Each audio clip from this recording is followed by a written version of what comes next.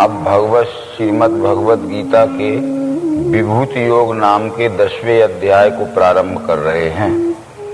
10वें अध्याय का नाम विभूति योग है। जिस अध्याय का जो नाम रहता है उस अध्याय में उन्हीं विचारों को साइंटिफिक सिद्धांत से अध्यात्म विज्ञान की दृष्टि से श्री कृष्ण ने समझाया। जो निरा शब्द बोध नहीं है, ये प्रत्यक्ष दर्शन युक्त विवेक बोध है। विभूति किसे कहते हैं? एकस्यानेक भावो विभूति। जिस एक में ही अनेकों के बराबर शक्ति होती है उसका नाम विभूति है। जब हम डिक्शनरी को देखते हैं, शब्दकोश को देखते हैं, उसमें 3 शब्द हमें मिलते हैं, भूति, विभूति, विशेष विभूति। भूति कहते हैं शक्ति प्रभाव या ऐश्वर्य को।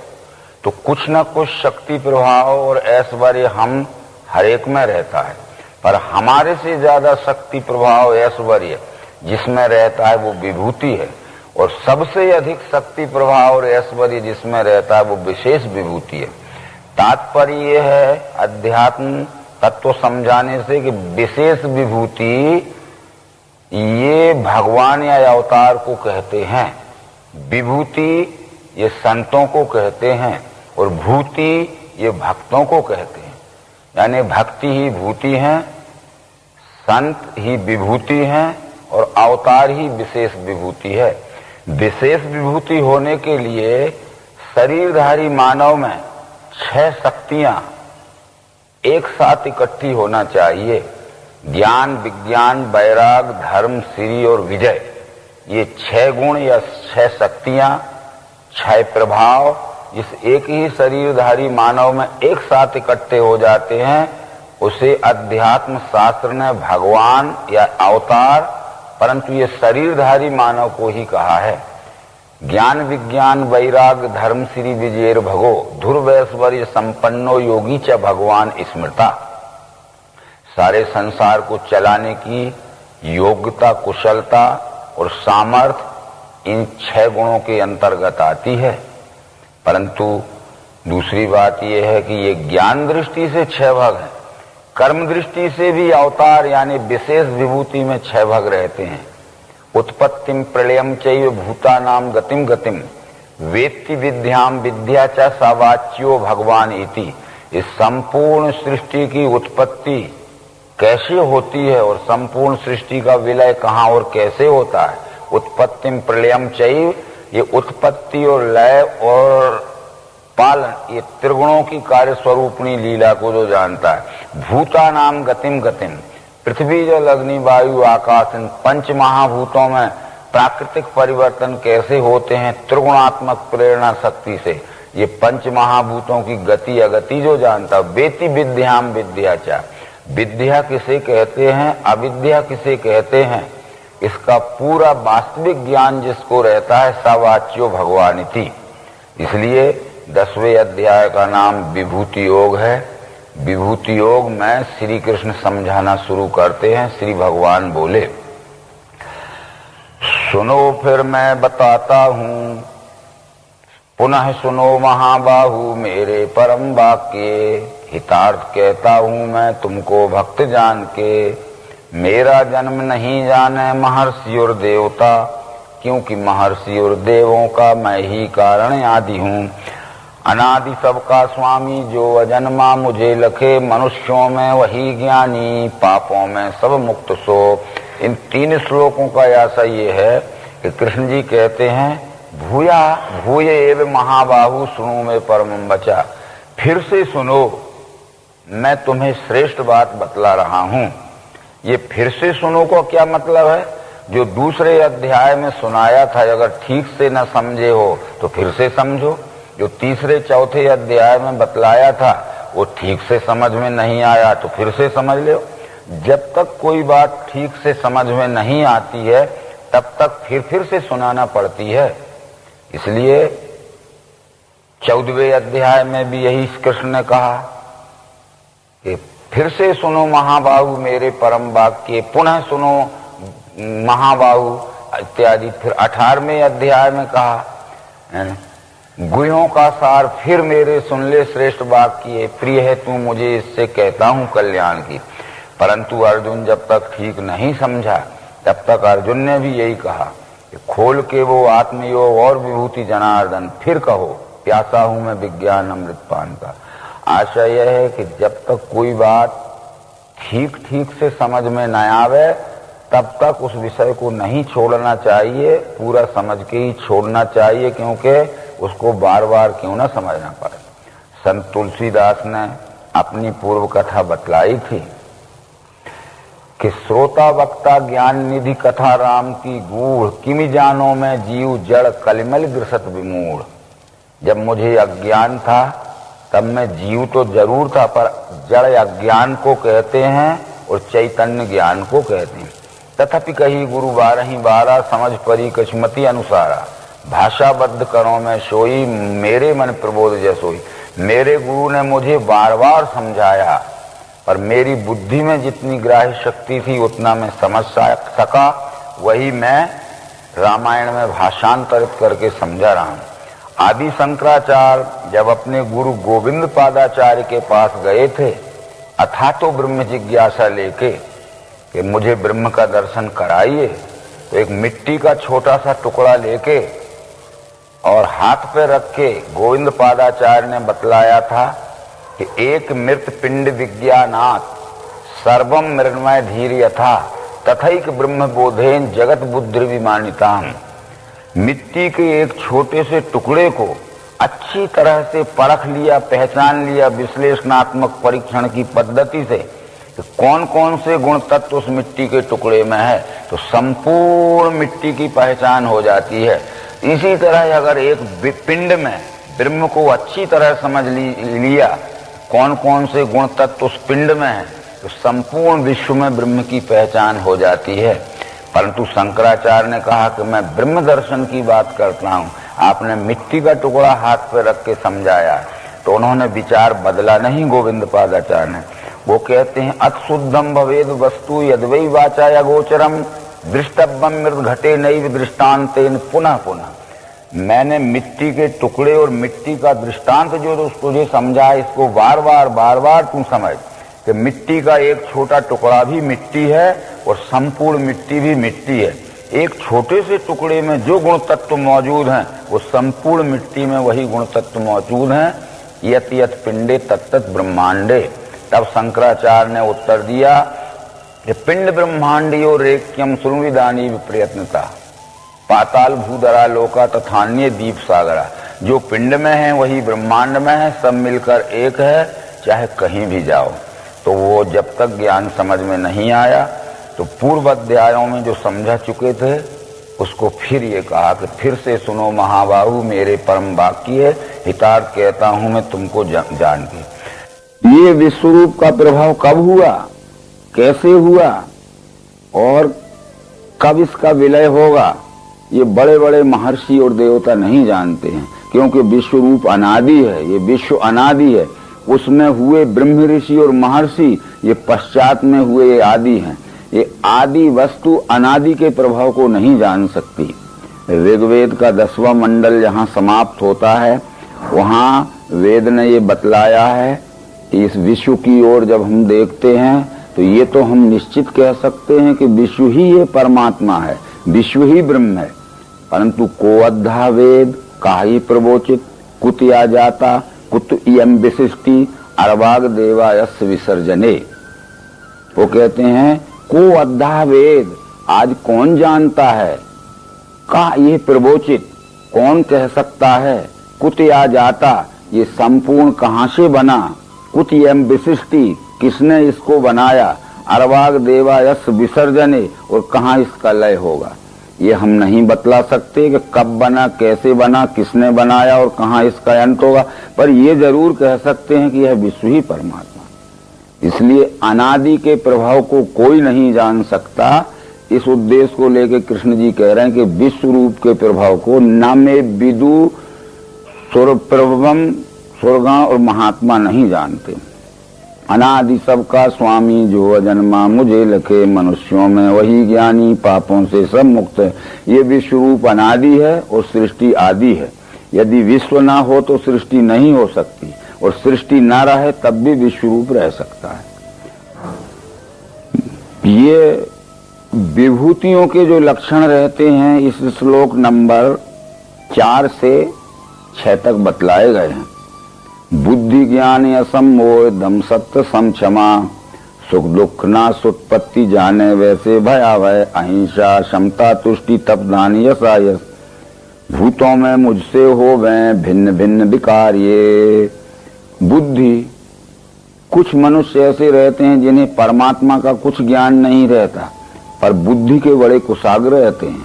ये बुद्धि भी स्वाभाविक देन है प्रकृति की। किसी किसी को परमात्मा का ज्ञान नहीं रहता है, पर वो अन्य बातों में बहुत बड़े ज्ञानी रहते हैं।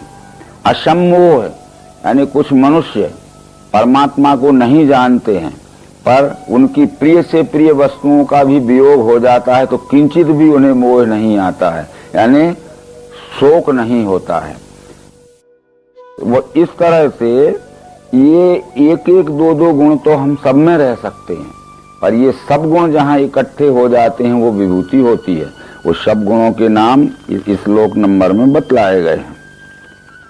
परंतु ब्रह्मा के आदि के पुत्र मनु 14 महर्षि, 11 इनसे ये सारी प्रजा की रचना बनी। महर्षिया सप्त पूर्वे चत्वारो मनवस्त था, मदभावा मानसा जाता ऐशाम लोक वहां प्रजा। अभी तक हम सब लोग ये मानते हैं कि सृष्टि ब्रह्मा ने बनाई है, परंतु भगवत गीता के 10वें अध्याय में यही निर्णय हो जाता है कि अहम सर्वस्व प्रभवा मत्ता सर्वम प्रवर्तते इति मत्वा भजन्ते माम बुधा भाव समन्विता। सबका उत्पादक मैं, ये विश्व रूप में ही सब उत्पन्न होता है, विश्व में ही सब रहता है और अंत में विश्व में ही सब विलय हो जाता है। इस विश्व रूप का नाम ही ब्रह्म या परमात्मा है। ये वेद मंत्रों में कहा गया है, यतो व इमानि भूतानि जायन्ते एन जातानि जीवन्ति यत् प्रियन्तभिशंति तत् ब्रह्म इति तत् विजिज्ञासस्व। जहाँ से यह सब सृष्टि का उद्भव होता है, जिसमें ये सब सृष्टि रहती है और अंत में जिसमें यह सब सृष्टि विलय हो जाती है, तत् ब्रह्म इति, उसका नाम ब्रह्म है, उसको जान लेना जरूरी है। तो ये परमात्मा ने सृष्टि बनाई, परमात्मा से सृष्टि बनी कि ब्रह्मा से सृष्टि बनी? ब्रह्मा ने सृष्टि नहीं बनाई है, विश्व अंतर्गत सृष्टि की बिगड़ी हुई व्यवस्था को सुचारू रूप से ब्रह्मा ने संभाला है। यानी इस तरह से जैसे आज राज्य की व्यवस्था बिगड़ जाती है, देश की व्यवस्था बिगड़ जाती है, तो हम फिर से सृजना करते हैं, यानी फिर से व्यवस्था निर्माण करते हैं। इस तरह ब्रह्मा ने हाथी घोड़े ऊंट झाड़ पेड़ नदी पहाड़ नहीं बनाए हैं, ये सब स्वयंभू हैं। इनमें जो कुछ भी अव्यवस्था हो गई थी वो अव्यवस्था को सुव्यवस्था में संभाला है। तो ये भागवत महापुराण के दूसरे स्कंद के 9वें अध्याय के 30 से 36 श्लोक तक वर्णन है। तो ब्रह्मा जब नारायण के पश्चात प्रथम प्रजापति सृष्टि व्यवस्था संचालन करने वाले नियुक्त हुए, तो अकेला आदमी कोई व्यवस्था नहीं चला सकता। जैसे राष्ट्र व्यवस्था चलाने के लिए राष्ट्रपति की या प्रधानमंत्री की नियुक्ति होती है, तो अकेला व्यक्ति व्यवस्था नहीं चला सकता, उसको विभागीय लोगों को नियुक्ति करना पड़ती है। शिक्षा विभाग, डाकतार विभाग, रेल विभाग, वन विभाग आदि आदि। ऐसे ही ब्रह्मा ने अपनी व्यवस्था को सुचारू रूप से चलाने के लिए 11 महर्षि और 14 मनु नियुक्त किए, मनोनीत किए। 11 महर्षियों में थे मरीच, अंग्रा, अत्रि, पुलस, पुलह, कीर्तु, वशिष्ठ और सनक, सनंदन, सनातन और सनत कुमार। और 14 मनुओं में स्वयंभू मनु, वैवस्वत मनु आदि थे। ये महर्षि ब्राह्मण वर्ण के पुरुष हैं जो ज्ञान विज्ञान संपन्न होके सत्य ज्ञान का प्रचार प्रसार जनता में फैलावें और अंधविश्वास और रोचक भयानक से छुड़ावें। और उनके प्रचार कार्य में जो बाधा डाले महर्षियों के, क्षत्रिय वर्ण के लोगों को मनु कहते हैं, वो उनको बाधा डालने वालों को दंड देवें ताकि व्यवस्था गड़बड़ न हो पावे। ये श्लोक में ये बताया गया है। तो इससे ये निश्चित है कि ब्रह्मा ने सृष्टि की रचना नहीं की है, सृष्टि के अंतर्गत बिगड़ी हुई व्यवस्था को सुचारू रूप से संभाला है। विभूति योग भी मेरा जो जाने, दिव्य चक्षु से वो ज्ञानी पूर्ण होता है, इसमें संदेह है नहीं। ये विभूति और ये दिव्य दृष्टि योग को जो तात्विक दृष्टि से समझता है उसे ही पूर्ण ज्ञानी कहते हैं। तो वो समझने के लिए योग्यता होना चाहिए मनुष्य में, योग्यतावान समझ सकता है। तो इन दो श्लोकों में ये समझाया गया है कि चित्त से प्रेम से मेरे मिलके बोध वे करें, संतोष से सदा मेरे गावें गुण रमा करें। ऐसे सदैव युक्तों को प्रेम से भजते हुए वो बुद्धि योग देता हूँ, जिससे वो मुझ में मिले। उनका कल्याण करने को बुद्धि में स्थिर बैठ के तेजस्वी ज्ञान ज्योति से करता हूँ भ्रम दूर में। ये 5 बातें आप अच्छी तरह से समझ लीजिए।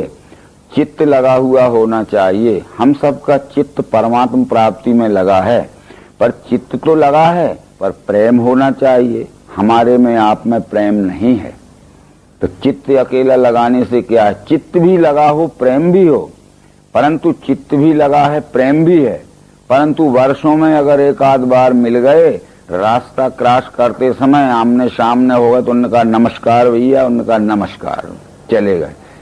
सप्ताह में, अर्ध सप्ताह में या एक पक्ष में मिलजुल के नहीं बैठते हैं। चित्त लगा हो, प्रेम हो और ज्ञान परस्पर बढ़ाने के लिए मिलजुल के बैठते हो, और बैठते हैं तो इधर उधर की सांसारिक चर्चाएं ना करके परमात्मा संबंधी ही ये सब चर्चाएं करें और एक दूसरे के विचारों को एक दूसरे ग्रहण करें और धारण करें। चित्त लगा हो, प्रेम हो, मिलजुल के बैठते हो तो परमात्मा संबंधी ही चर्चा करें और फिर आपस में खींचातानी ना करके एक दूसरे के विचारों से एक दूसरे रमें यानी धारण करें। ये 5 बातें अगर हम में हो जाती हैं तो ऐसे सदैव युक्तों को प्रेम से भजते हुए ये 5 बातों से जो युक्त हैं तो उनकी बुद्धि में मैं ज्ञान का प्रकाश बन के बैठ जाता हूँ। उनका कल्याण करने को बुद्धि में स्थिर बैठ के तेजस्वी ज्ञान ज्योति से करता हूँ भ्रम दूर में। ये बातें हमारे में आना चाहिए। अवश्य ही परमात्मा दर्शन की अनुभूति हमारे अंतःकरण में प्रकाशित हो जाएगी, परंतु हमारा अंतःकरण उस योग्य नहीं है तो प्रकाश प्रकाशित नहीं हो सकता। सबका उत्पादक में मेरे में सब हो रहा, यह जाने मुझे से मैं भाव से दृढ़ बुद्धि के। अब यहाँ कृष्ण जी वही कह रहे हैं कि सबका उत्पादक में अहम सर्वस्व प्रभा। ये विश्व रूप में ही सब उत्पन्न हो रहा है और विश्व रूप में ही सब रह रहा है और विश्व रूप में ही सब विलय हो रहा है।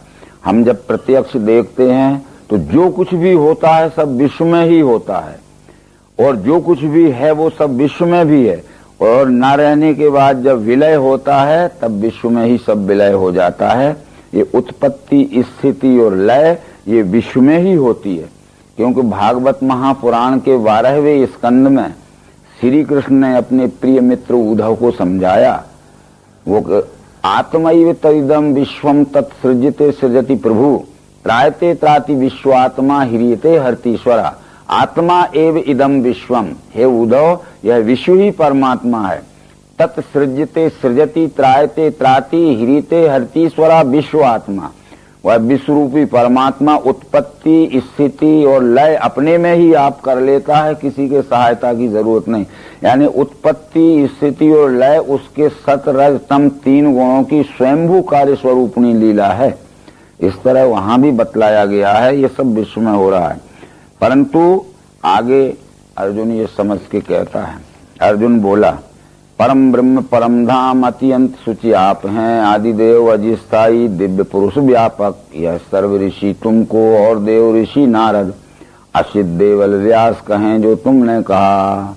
ये मैं इस बात को अच्छी तरह अब धीरे धीरे समझने लगा कि आप जो कहते हो पहले तो मुझे सत्य सी मालूम नहीं पड़ रही थी, मैंने सब सत्य ही माना। कृष्ण जो आपने कहा भगवान देव दैत्यों को नहीं दर्शन आपके, इतना 10वें अध्याय तक समझने पर अर्जुन के मुंह से ये पहली बार शब्द निकले हैं कि मैंने सब सत्य ही माना कृष्ण जो आपने कहा।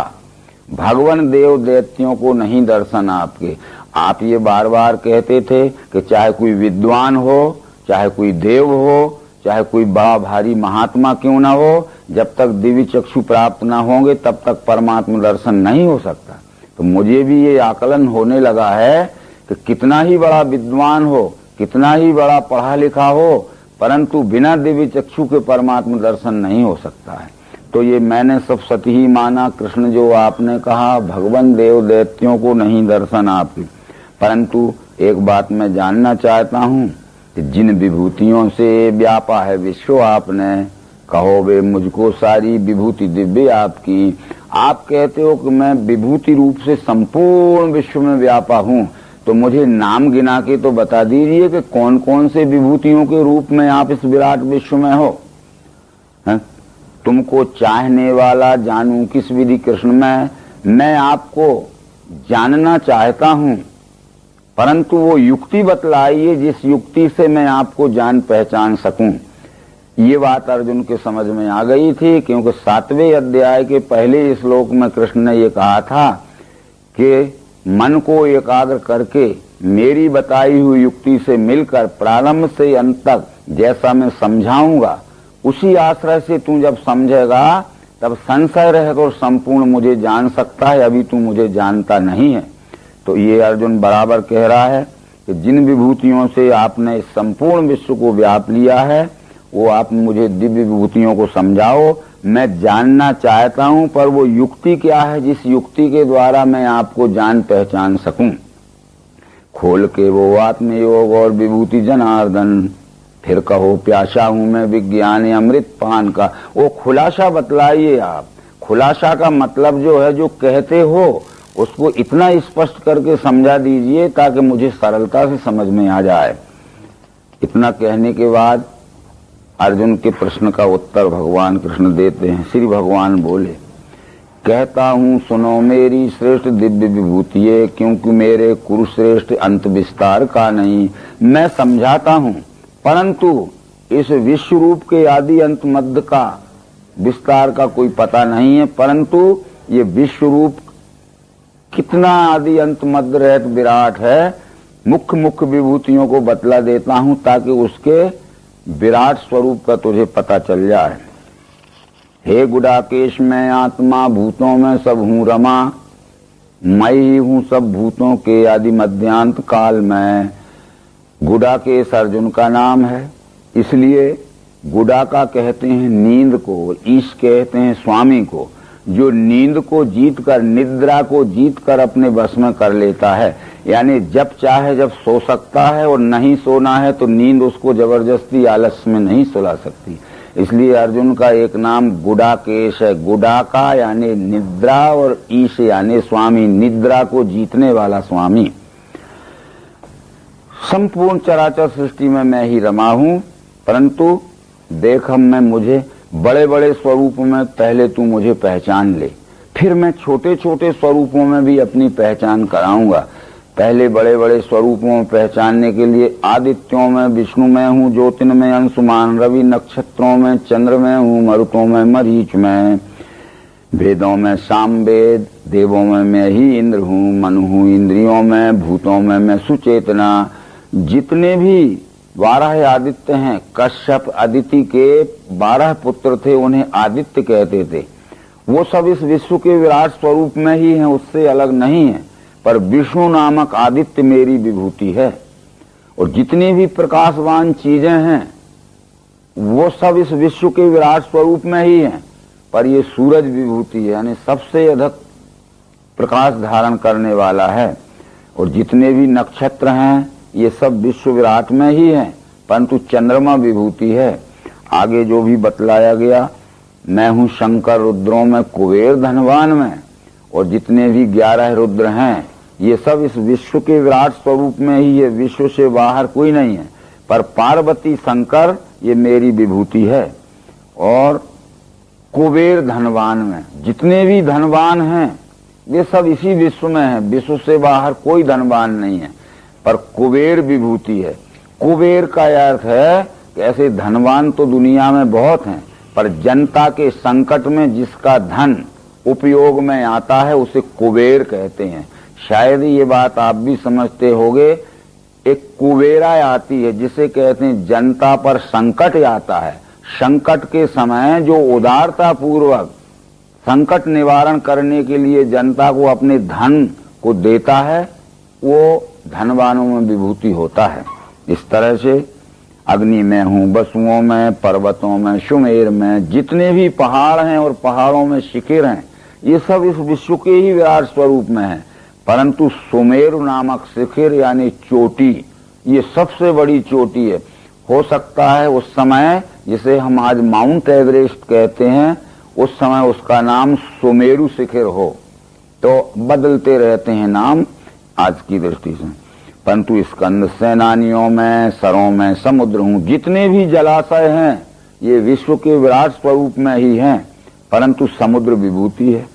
जितने भी सेनापति हैं वो स्कंद यानी पार्वती और शंकर का पुत्र कार्तिकेय वो विभूति है। मैं हूँ भृगु, महर्षि भृगु में जितने भी महर्षि हैं उनमें भृगु विभूति है। तो अब ये महर्षि बतलाते समय ये कहना पड़ेगा कि महर्षि किसे कहते हैं। इसकी व्याख्या पुराणों में आई है। यस्मा दृश्यन्तियो धीरा महांतम सर्वतो गुणे तस्मात् महर्षिया प्रोक्ता बुद्धि परम दर्शिना। यस्मा दृश्यन्तियो धीरा महांतम सर्वतो गुणे, जो बुद्धिवान संसार के सब गुणों में महानतम अवस्था प्राप्त कर लेता है, तस्मात् महर्षिया प्रोक्ता, इसलिए उसे गुरुकुल में महर्षि उपाधि मिलती है। बुद्धि परम दर्शिना, और उसने अपनी बुद्धि से परमात्म दर्शन भी कर लिया होता है। और राजनीति शास्त्र, समाज शास्त्र, अर्थशास्त्र, भूगर्भ शास्त्र, भूगोल शास्त्र, खगोल शास्त्र, सब शास्त्रों का जिसे ज्ञान रहता है, महानतम सर्वतो गुणे है और परमात्म दर्शन भी होता है। इसलिए सब महर्षि मेरे ही स्वरूप में हैं, परंतु भृगु विभूति है। ये बतलाने का कारण है। अश्वत्थ वृक्षों में, ऋषि में श्रेष्ठ नारद, और जितने भी झाड़ पेड़ हैं, आम जामुन नीमबादी के और अनेक प्रकार के झाड़ पेड़ हैं, ये सब विश्व के विराट स्वरूप में ही हैं, उससे अलग नहीं है। परंतु अश्वत्थ वृक्ष यानी पीपल का वृक्ष सब में विभूति है।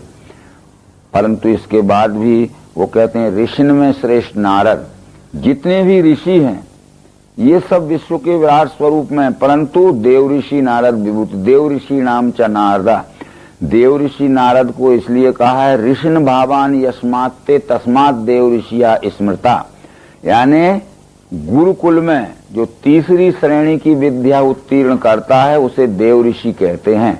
गुरुकुल में जो चौथी श्रेणी की विद्या उत्तीर्ण करता है उसे महर्षि कहते हैं। गुरुकुल में जो पांचवी श्रेणी की विद्या उत्तीर्ण करता है उसे ब्रह्म ऋषि कहते हैं। और ये ऋषि और मुनि गुरुकुल के विद्यार्थी होते हैं। ऋषि इसलिए ऋषियो मंत्र दृष्टारा, मंत्र कहते हैं युक्ति को और दृष्टा कहते हैं देखने वाले को। ये देखने की युक्ति से इस विश्व रूप का दर्शन जिसने किया है वो ऋषि है, परंतु अभी उसका निश्चय पक्का नहीं हुआ है। तो निश्चय पक्का करने के लिए वो जो मनन अभ्यास या तप में लग गया है, वो तप में या मनन या अभ्यास में लगा हुआ व्यक्ति मुनि है। अभी समर्थ रामदास ने दासबोध में ये कहा है, युक्ति दृष्टांतें करुणी, विचार सिद्धि करी मनी, या मनन जाने तो मुनि, या साधक दशा सिद्धाची।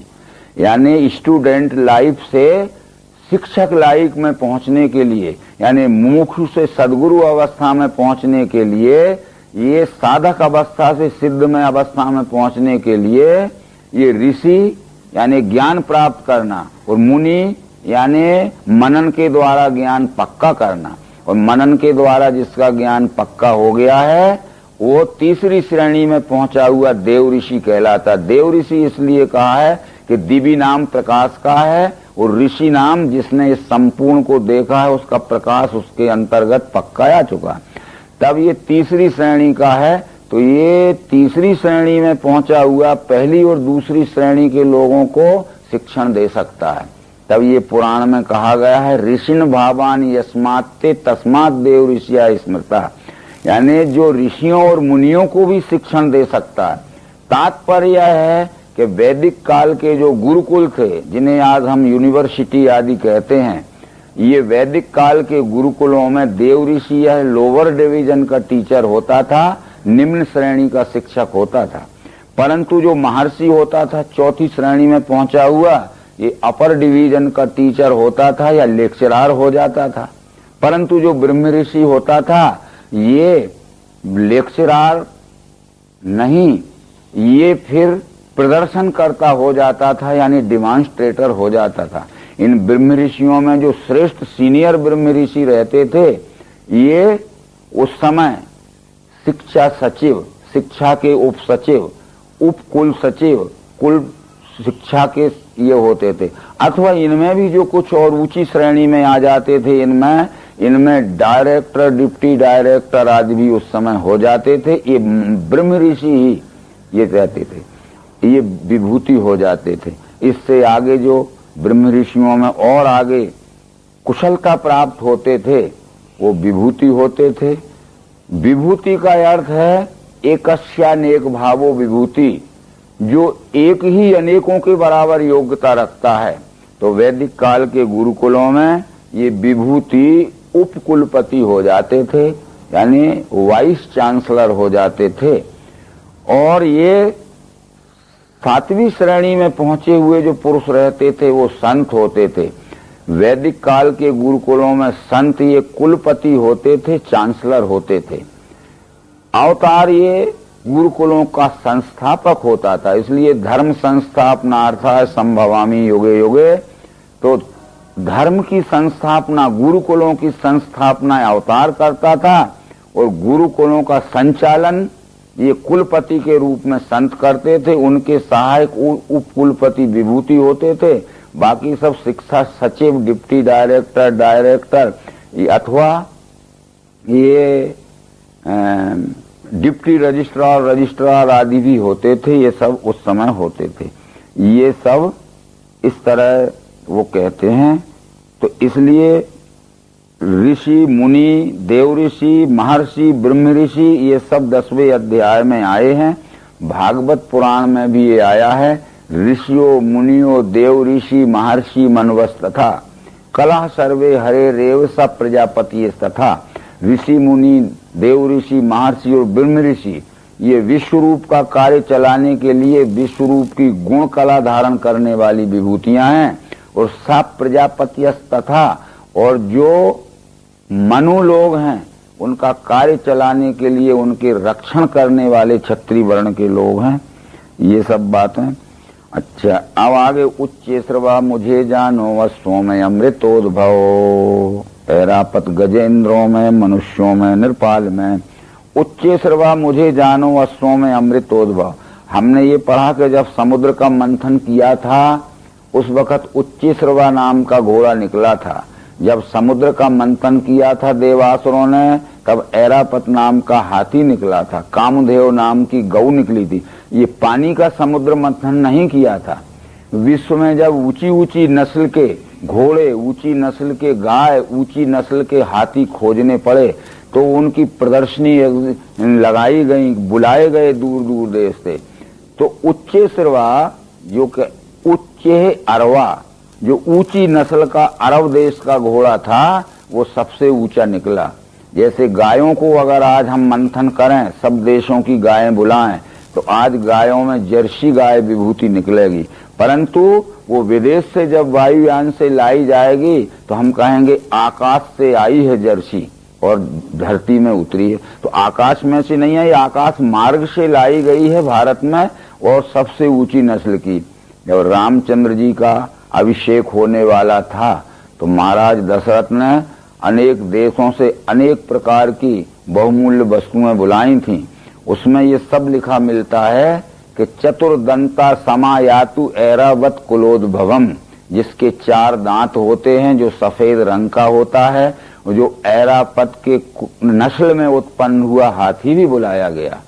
श्याम रंग समायातु कामधेनु कुलोद्भवम, जिसका रंग श्याम होता है, और जो खूब मनमाना दूध देती है, ऐसे कामधेनु नस्ल की गायें भी राम के तिलक उत्सव के समय बुलाई गई थी। तो ये कामधेनु अथवा ऐरावत अथवा उच्च श्रवा इस विश्व में ही मिलने वाले ऊंची ऊंची नस्ल के ये जानवर हैं, ना कि पानी से निकाले गए हैं। हाँ, जल मार्ग से आए होंगे, जब फॉरेन से आए, स्टीमर से आए होंगे तो महीनों जल में चले थे वो स्टीमर में, परंतु फिर पानी में से भूतल पर आए थे। तो पानी में से निकले का मतलब है जल मार्ग से आए और पृथ्वी पे आए।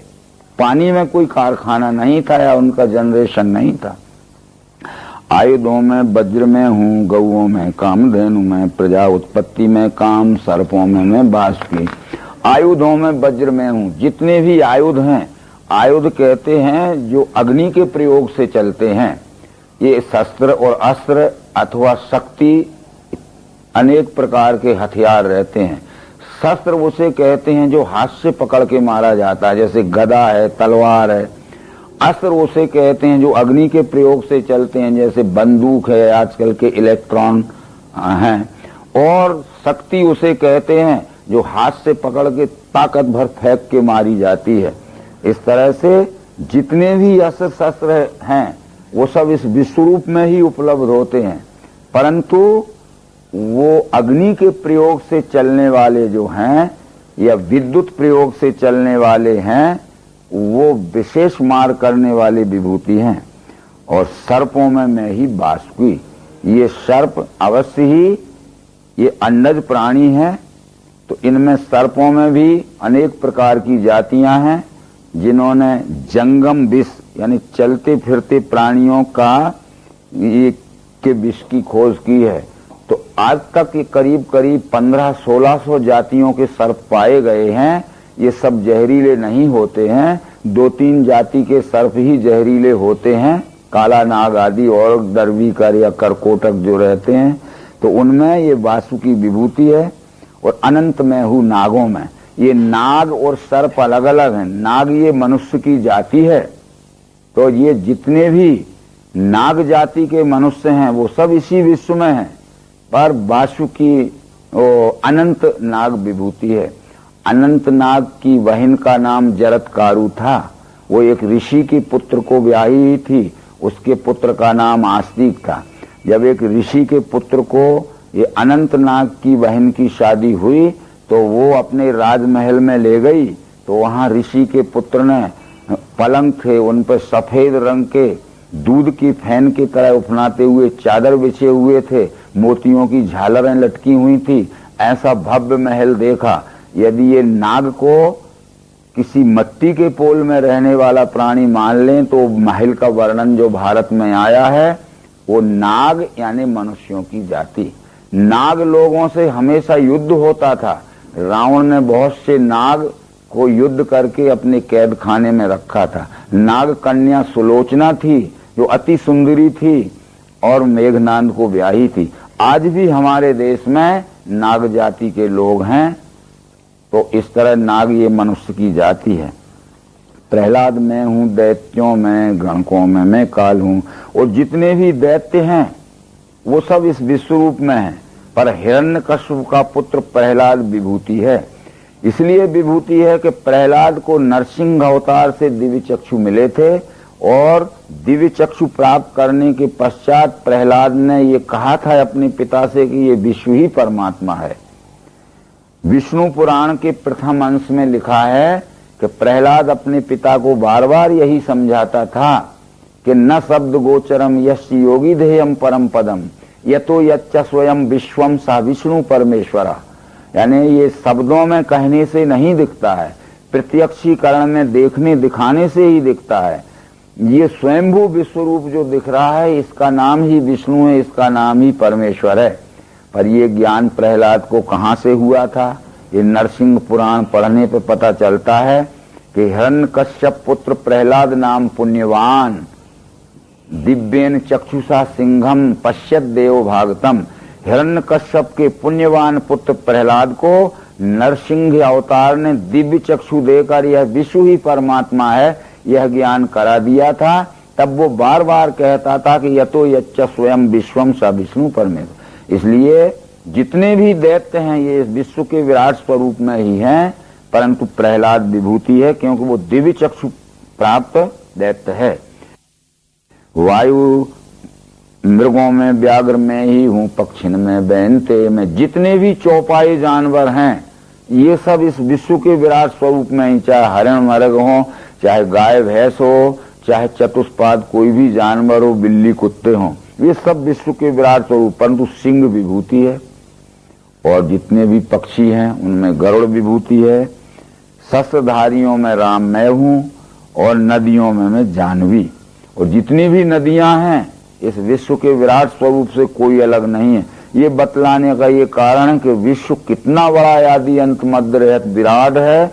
इस विराट कहते हैं इसको कि जो अत्यंत बड़ा हो, जिससे बड़ा कुछ ना हो, जिसके आदि अंत मध्य का पता ना हो। ये विश्व के दिखने वाले विराट स्वरूप के आदि अंत मध्य का पता नहीं है, परंतु दिख रहा है। तो ये नदियों में मैं जानवी कहने का ये मतलब था कि भागीरथ नाम के एक राजा हो गए हैं जो रामचंद्र जी की ही पूर्वज थे। भागीरथ के आजा ने गंगा की विशाल धारा पर्वतीय क्षेत्रों से बहती हुई उबड़ खाबड़ जगह में और गंगा सागर में, बंगाल समुद्र में गिरती थी। इतने बड़े जल की विशाल धारा का मनुष्यों को और उपजाऊ भूमि को कोई उपयोग नहीं हो रहा था। भागीरथ के राजा ने आजा ने गंगा की विशाल धारा को बड़े नगरों के किनारे से और उपजाऊ भूमि में से कैनाल काट के निकालना चाहा। 70% कार्य भागीरथ के आजा ने पूरा कर दिया, उसका देह त्याग हो गया। भागीरथ के पिता ने उस ओर ज्यादा ध्यान नहीं दिया।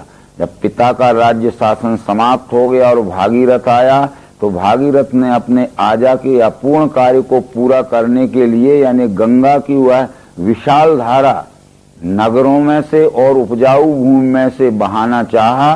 तो आगे चल के जानव राजा की सीमा पड़ती थी। जानव राजा ने उसे रोक दिया कि मेरे राज्य की सीमा में से ये जल की धारा नहीं बहाई जा सकती। वर्षों ये काम पड़ा रहा, परंतु जो हानि होती थी उनकी भूमि की और नगर हटाने की, वो हानि का हर्जाना भर के और भागीरथ ने उसमें से जानव राजा की सीमा में से वो गंगा की धारा आगे बहा दी। इसलिए उस समय से उसका नाम जानवी पड़ा, यानी जानव राजा की सीमा में से आगे बढ़ाई गई। फिर एक बात का हम विचार करें, श्रीमद् भागवत महापुराण हमारे यहाँ है। भागवत महापुराण के 9वें स्कंध में लिखा है कि भागीरथ से 14 पीढ़ी पूर्व में हरिश्चंद्र नाम के राजा हो गए हैं। ये हरिश्चंद्र की ही सगी संतान 14 पीढ़ी बाद भागीरथ हुआ है। जब विश्वामित्र का कर्ज चुकाने के लिए हरिश्चंद्र काशी में जाके बिक गए थे एक स्वपच के घर में, और उसने श्मशान पर कर वसूल की ड्यूटी लगा दी थी। तो दिन भर हरिश्चंद्र श्मशान पर टैक्स वसूल करता था और शाम को गंगा स्नान करके नगरी में आता था। तो भागीरथ से 14 पीढ़ी पहले हरिश्चंद्र नाम का राजा है जो कि काशी में गंगा स्नान करता था। तो भागीरथ 14 पीढ़ी बाद हुआ, तो ये कहाँ से गंगा ले आया, हमें ये पता लगा लेना चाहिए। यानी भागीरथ से 14 पीढ़ी पहले हरिश्चंद्र है। भागवत के 9वें स्कंद में पीढ़ी गिन के देख लेना। तो वो गंगा तो पहले से ही है। हम कहते गंगा लाया, माने वो अपूर्ण कार्य था उसके आजा का, वो उसने आगे बढ़ाया। जैसे आज एक थोड़ा सा विचार करेंगे कि इंदौर की जब बढ़ती हुई जनसंख्या थी, 2-3 लाख से 10 लाख से 15 लाख से 20 लाख 25 ट्यूबवेल लगाए गए, वहां के जो जल स्रोत थे वो काम जल पूर्ति नहीं कर सके। 3-4 मुख्यमंत्री बदल गए पर जल की समस्या हल नहीं हुई। उस समय जो चीफ मिनिस्टर प्रकाश चंद्र सेठी हुआ था, उसने केंद्र सरकार से परामर्श करके इंदौर की जल समस्या को हल किया। यानी 90-95 किलोमीटर दूर मंडलेश्वर में जो नर्मदा की धार बह रही है उसको बहा के इंदौर में ले गया। यानी नर्मदा इंदौर में प्रकाश चंद्र सेठी लाया।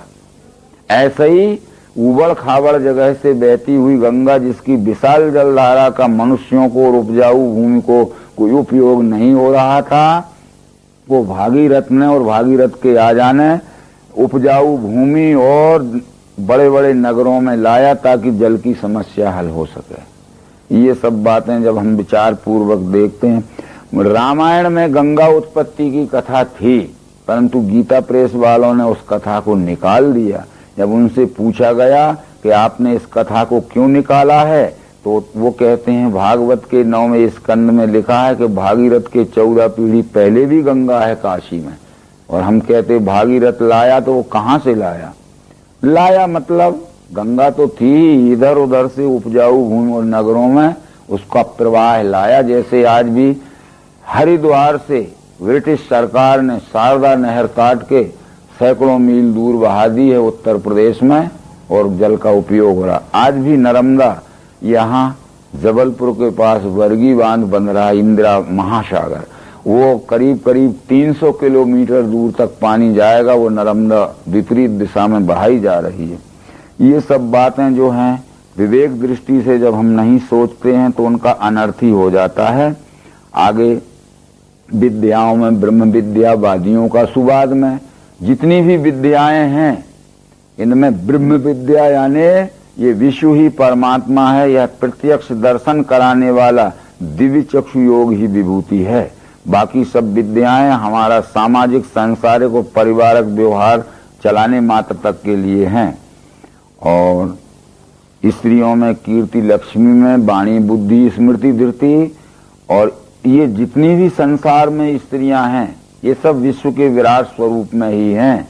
परंतु जिन स्त्रियों में सद्गुण होते हैं, शांत स्वरूप की होती हैं, उत्तम वाणी बोलती हैं, जिनकी स्मृति अच्छी रहती है और जिनकी बुद्धि अच्छी रहती है, जो विवेक से काम करती हैं, वो स्त्रियां विभूति हैं। गायत्री में हूँ छंदों में, बृहस्पति शाम वेद में। पहले ये कहा था कि चारों वेदों में सामवेद विभूति है, पर अब यहाँ कहते साम वेद में भी बृहद साम नाम के मंत्र विभूति हैं, क्योंकि बृहद साम नाम के मंत्रों में ये विश्व ही परमात्मा है, इसको अच्छी तरह समझा के बतलाया गया है। इसलिए वो बृहद शाम नाम के मंत्र शाम वेद में विभूति हैं। गायत्री में हूँ छंदों में।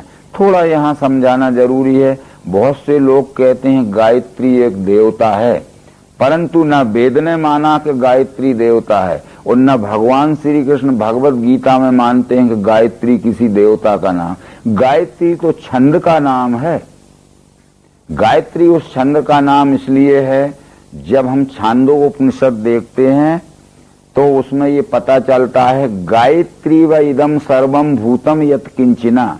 जितनी भी ये चराचर सृष्टि दिख रही है, ये 3 पद के छंद में गायन करके इसके स्वरूप को समझाया गया है। इदम सर्वम भूतम यत् किंचिना गायत्री, यानी 3 पद के छंदों में इस विश्व रूप परमात्मा को त्रिपुटी ज्ञान से गायन करके समझाया गया है, इसलिए छंद का नाम गायत्री है। जब हम ब्राह्मण और ऐत्रेय शतपथ आदि ग्रंथों को देखते हैं तो वो कहते हैं एतद अष्टाक्षरम गायत्री एकम पदम, यो गायत्री ब्रह्मैव ब्रह्म एव गायत्री, एतद अष्टाक्षरम गायत्री एकम पदम। जिसके एक पद में 8 अक्षर हैं, ऐसे 3 पदों में जिसका स्वरूप समझाया गया है वह ब्रह्म है, और ब्रह्म गायत्री मंत्र में ब्रह्म की पहचान कराई गई है। इसलिए गायत्री कोई देवता नहीं है, गायत्री मंत्र में विश्व रूप परमात्मा की पहचान कराई गई है। तब फिर ये निश्चित आता है कि सबसे पहला अक्षर है ओम। ओम भूर्भुवः स्वः तत्सवितुर्वरेण्यं भर्गो देवस्य धीमहि धियो यो नः प्रचोदयात्। ये ओम पे सारी व्याख्या है। ओम इति ब्रह्म, ओम इति इदम सर्वम विचिंतेत ओंकार मात्र सचराचरम। ओम यह 3 अक्षरों का जोड़ है, आ उ मा। आ उ मा इस मनुष्य की मानवाकार शकल का प्रतीत है। आपने वहां भी पढ़ा होगा, आकार युगल चरण, उकार उदर विशाल, मकार महामंडल मस्तिकाकारी। यानी आ शब्द यह कमर से नीचे का हिस्सा जो है इसको अधोभाग कहते हैं। अधोभाग इस शब्द से अक्षर लिया गया। कमर से गर्दन तक का जो हिस्सा है इसको उदर भाग कहते हैं। उदर भाग इस शब्द से ऊ अक्षर लिया गया। और गर्दन से ऊंचे का हिस्सा इसे मस्तिष्क भाग कहते हैं। मस्तिष्क भाग इस शब्द से माँ अक्षर लिया गया। शॉर्ट फॉर्म में आ उ माँ ये बन गया। अब जब हम सहज में उच्चारण करते हैं तो बराबर आ का उच्चारण हमारे परा स्थान से नीचे स्थान से स्फुरित होता है और पश्यंती यानी हृदय को पार करते हुए जब मध्यमा में आता है तब हमारा मुंह बंद होने लगता है। और जब केवल हमारे मुंह में आ जाता है हलंत लगा हुआ माँ आधा माँ तो मुंह बंद हो जाता है। इसको थोड़ा विचार करिए। आ उम आ हम 5 मिनट भी कहते रहेंगे तो मुंह पूरा खुला रहेगा, क्योंकि अभी वो परा स्थान में। जब पश्यंती हृदय और मध्यमा में आया तो मुंह सुकुन आ उम और माँ कहा तो मुंह बंद हो जाए। नीचे से चला आ उम, इस तरह के विचार जो हैं वो आगे विचार बताए। इसलिए एक गायत्री छंद का नाम है। तेजस्वियों का मैं तेज, छलों में मैं ही धूत हूँ, स्वकर्म यज्ञ में ही हूँ तप में तपबान का।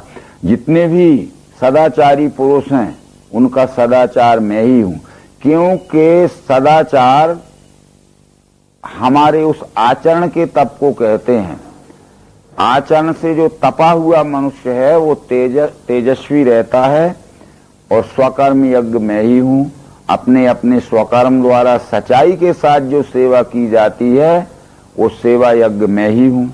विष्णुओं में वासुदेव, पांडवों में विभूति तू, मैं हूँ मुनियों में व्यास, कविन में उष्णा कवि। जितने भी वृष्णि कुल में उत्पन्न हुए हैं वे सब विश्व के विराट स्वरूप में ही है, पर श्री कृष्ण विभूति है। बराबर श्री कृष्ण अपने को यहाँ परमात्मा नहीं कह रहे हैं। वृष्णि कुल में उत्पन्न हुए जितने भी व्यक्ति हैं वो सब इसी विश्व के विराट स्वरूप में है, पर श्री कृष्ण विभूति है। और जितने भी शस्त्रधारी हैं वे इसी विश्व में हैं, परंतु श्री राम विभूति है। और जितने भी मननशील पुरुष हैं इसी विश्व में हैं, परंतु व्यास विभूति है।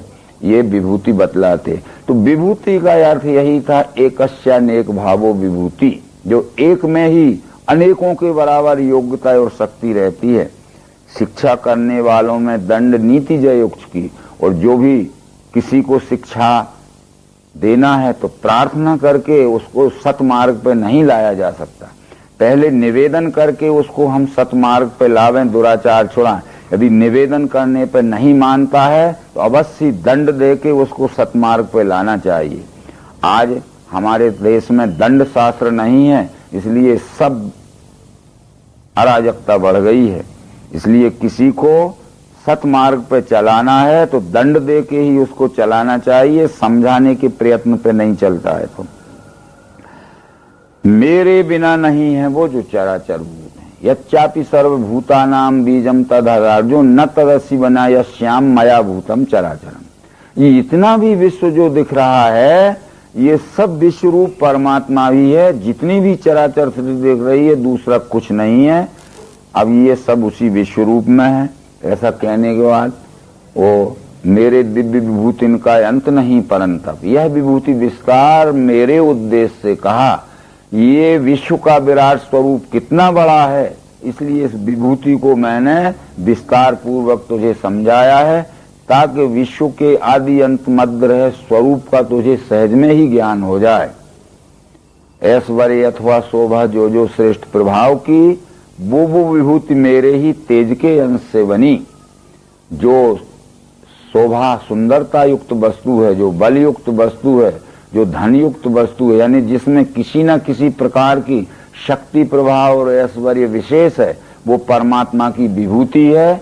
इसलिए उस विभूति को परमात्मा स्वरूप जान के उसका आदर करो। विभूति के साथ में द्वैतमय या अपने व्यष्टि सुख भोग के लिए उसको आसक्तिमय व्यवहार मत करो। इस तरह से आगे वो कहते हैं, अथवा इन बातों से लाभ क्या तुझे, अथवा बहुने तेन किम ज्ञातेन तवार्जुन विष्टव्याय मिदम कृतिष्णम एकांशेन स्थितो जगत। ये मत समझ लेना कि जो मैंने बड़ी बड़ी चीजें तुझे बतलाई हैं इन्हीं में मैं हूं। विष्टव्यायमिदम कृतिष्णम एकांशेन स्थितो जगत। इदम कृतिष्णम जगत, यह संपूर्ण चराचर जगत जो दिख रहा है, विष्टव्या यानी व्याप कर, एकांशेन स्थितो, मैं एक एक कण में भी व्याप्त हूं, इसलिए अणोवनियाम भी मैं हूं और महितो महियाम भी मैं हूं। छोटे से लेकर बड़ा तक, बड़े से छोटे तक, स्थूल से लेकर सूक्ष्म तक, सूक्ष्म से लेकर स्थूल तक, स्थूल आदि सूक्ष्म पर्यंत में तत् विश्वरूपम, ये सब विश्वरूप परमात्मा ही है। अब इस तरह से तू परमात्मा को इस विश्व के रूप में देख और इस विश्व के रूप में दिखने वाले परमात्मा की स्वकर्म द्वारा यथोचित और यथोशक्ति सेवा कर। ये तेरा मानव जन्म लेना सार्थक हो जाएगा। तू भीख मांगने के लिए क्यों भाग रहा है? ये तो निष्क्रिय पुरुषों के, आलसी पुरुषों के, पुरुषार्थ या क्लैब्यता धारण करने वाले पुरुषों के लक्षण हैं। बस इतना समझाते हुए ये विभूति योग नाम के 10वें अध्याय को संपूर्ण किया। ओम शांति नर्मदे हर।